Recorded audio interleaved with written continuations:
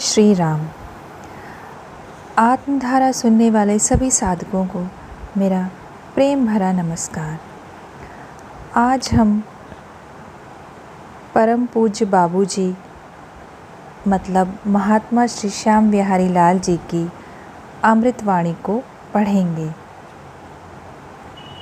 परम पूज्य बाबूजी बहुत कम बोलते और यदि कभी बोलना भी पड़ता तो बहुत नपे तुले में उनके मुखारबिंद से निकली अमर वाणी को प्रस्तुत किया जा रहा है। किसी से कपट की बातें न करो। दूसरे की भलाई, लाभ या सुख पहुंचाकर फल की आशा कभी मत करो। फल की आशा पाप है। उपकार में बदला चाहना मन की वासना है।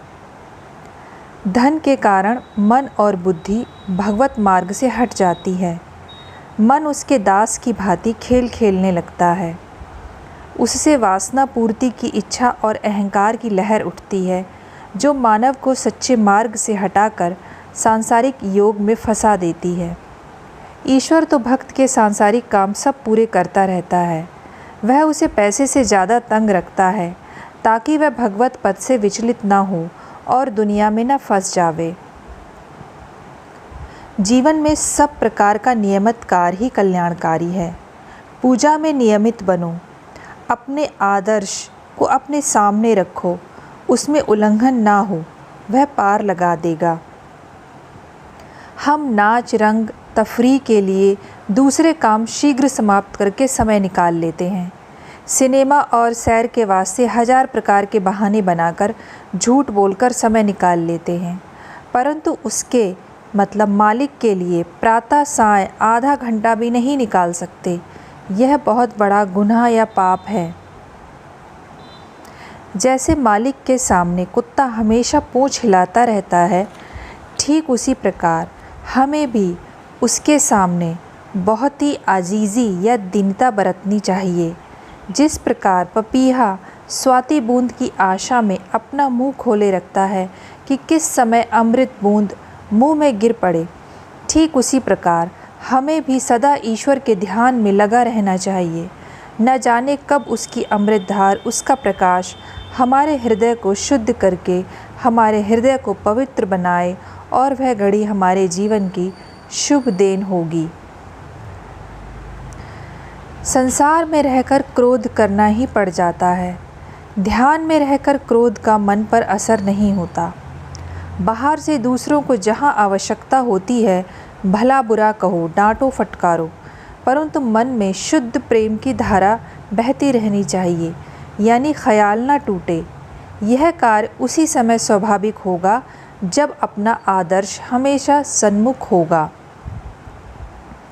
जब कभी गंदे, अपवित्र और अशुभ भाव मन में उत्पन्न हो तो तुरंत उसकी याद करें, धन्यवाद दें और सब कुछ उसको अर्पण कर दें। पूजा का नियम शीघ्र आदर्श तक पहुंचा देगा। एक दिन भी उसमें अनियमितता न हो। शुद्ध होकर बैठे। देवताओं और महापुरुषों की मुक्त आत्माएं आती हैं। यदि तुम नियमित न होगे और अपवित्रता होगी तो वे दुखी होकर लौट जावेंगी। महापुरुषों के वास्ते शांति की प्रार्थना करने से ईश्वर तुमसे प्रसन्न होगा, क्योंकि तुम उसके भक्त महापुरुषों के वास्ते शांति की प्रार्थना करते हो। फिर तुम्हारा भी शीघ्र कल्याण होगा। सोने से पूर्व सब कुछ पाप पुण्य जो कुछ भी दिन भर में सोचा या किया हो उसको अर्पण कर दो। अपने अनुचित कर्मों के लिए क्षमा मांगो और फिर न करने का प्रण करो तथा पुण्य कर्मों के लिए उसे धन्यवाद दो। इसके बाद शांति की प्रार्थना करके सो जाओ। रात्रि के प्रथम भाग में सोने से सात्विक निद्रा आती है। यही कल्याणकारी है।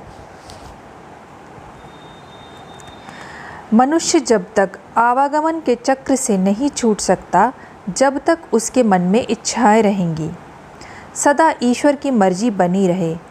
हमारे मन में अपना कुछ भी ख्याल ना रहे, सब कुछ स्वाभाविक रहे, यही उत्तम है। हर काम उसी की इच्छा से होता है। अपने सोचने से या उसकी कामना करने से कुछ भी नहीं हो सकता। फिर क्यों नाहक इच्छा रखकर अपने आप को आवागमन के चक्कर में डालते हो। सच्चे रूप से जब अंदर और बाहर सब तरफ से उसकी मर्जी पर चलने लगेंगे, उसके अच्छे या बुरे का कभी सुख दुख नहीं मानेंगे, तो फिर सच्चे रूप की या फिर सच्चे मन की पूजा होगी। ईश्वर के गुण हम में तभी आएंगे जब हम उसकी हर रज़ा में राज़ी रहें, न अच्छी बात पर खुश हों और न बुरी बात पर दुखी। वह अच्छाई और बुराई को समान रूप से देखता है। वह अच्छे मनुष्य को भी प्रेम करता है और बुरे को भी। दोनों को खाना कपड़ा देता है। तब क्यों बुरे से नफ़रत या गुस्सा करें। दिखावे में भले ही कुछ हो, मगर अंदर जरा भी मैल ना आए। अगर हमारे दिल में नफ़रत या नाराज़गी पैदा हो गई, तो इसके माने हुए कि हमने उस बुरे की बुराई को ग्रहण कर लिया। हमें तो अपने को धार्मिक बनाना है और तब ईश्वर के गुण होने चाहिए, ना कि बुराई या भलाई के। जिन भाइयों ने ईश्वर को ध्येय बना रखा है, वह मरते समय ईश्वर की गोद में जाने के विचार से बहुत खुश होते हैं, क्योंकि उन्होंने निरंतर उसकी याद में धार्मिक तरीके से रहने और संसार के सभी प्राणियों को अपने कार्यों से सुखी बनाने का जीवन ध्येय बना रखा है। जो मनुष्य प्रेम के सत्य रूप का पालन करता है और पूर्ण रूप से ईश्वर की याद में लगा रहता है, ईश्वर उसी को अपने सारे गुण दे देता है। ईश्वर पर उसी प्रकार से आश्रित रहो जिस प्रकार मुर्गा भी पानी में रहती है।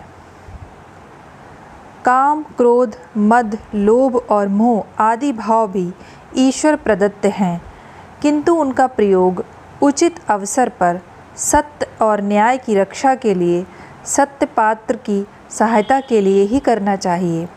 इनका अनुचित प्रयोग ही मनुष्य को संसार में पतित, कुत्सित, नीच और घृणास्पद बनाता है। जो साधक ब्रह्म मुहूर्त में परमात्मा का ध्यान, भजन और अभ्यास नहीं करते, उन्हें परम पद तक पहुँचने में खटका है।